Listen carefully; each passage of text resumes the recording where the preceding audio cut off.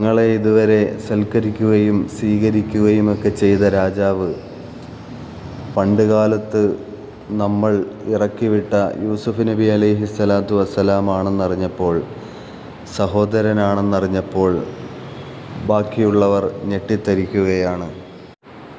ആ 10 സഹോദരങ്ങളും യൂസുഫ് നബിയോട് ക്ഷമ ചോദിച്ചു. ശേഷം യൂസുഫ് നബി പറഞ്ഞു അലൈഹിസ്സലാത്തു വസ്സലാം, ഇദ്ഹബൂ ബിഖമീസി ഹാദാ ഫഅൽഖൂഹു അലാ വജ്ഹി അബീ യഅതി ബസീറാ വഅ്തൂനി ബിഅഹ്ലിക്കും അജ്മഈൻ. നിങ്ങളെൻ്റെ ഈ കുപ്പായവും കൊണ്ടുപോയിട്ട് അതെൻ്റെ പിതാവിൻ്റെ മുഖത്തിട്ട് കൊടുക്കൂ, എങ്കിൽ അദ്ദേഹം കാഴ്ചയുള്ളവനായി തീരും. മാത്രമല്ല, നിങ്ങളുടെ മുഴുവൻ കുടുംബാംഗങ്ങളെയും കൊണ്ട് നിങ്ങൾ എൻ്റെ അടുത്തേക്ക് വരികയും വേണം. അങ്ങനെ ആ സഹോദരങ്ങൾ ഈജിപ്തിൽ നിന്ന് കൻആനിലേക്ക് പുറപ്പെടുകയാണ്. 80 ഫർസഖ് ദൂരമാണുള്ളത്.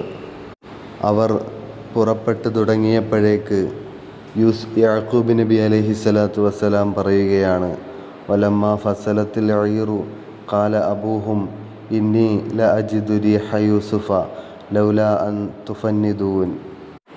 തീർച്ചയായും എനിക്ക് എൻ്റെ പൊന്നുമോനായ യൂസുഫിൻ്റെ വാസന അനുഭവപ്പെടുന്നുണ്ട്. ഞാനീ പറയുന്നത് എൻ്റെ അനുഭവ സത്യമാണ്.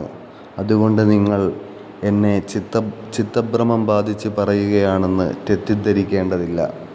പക്ഷേ കുടുംബാംഗങ്ങൾ പറഞ്ഞു, ഖാലൂ തല്ലാഹി ഇന്നക ലഫീ ളലാലിക്കൽ ഖദീം. നിങ്ങൾ നഷ്ടപ്പെട്ടുപോയ യൂസുഫ് മോൻ്റെ പഴയ ഓർമ്മയിൽ സങ്കടത്താൽ എന്തൊക്കെയോ പറയുകയാണ്. എന്നാൽ സംഭവിച്ചത് മറ്റൊന്നാണ്.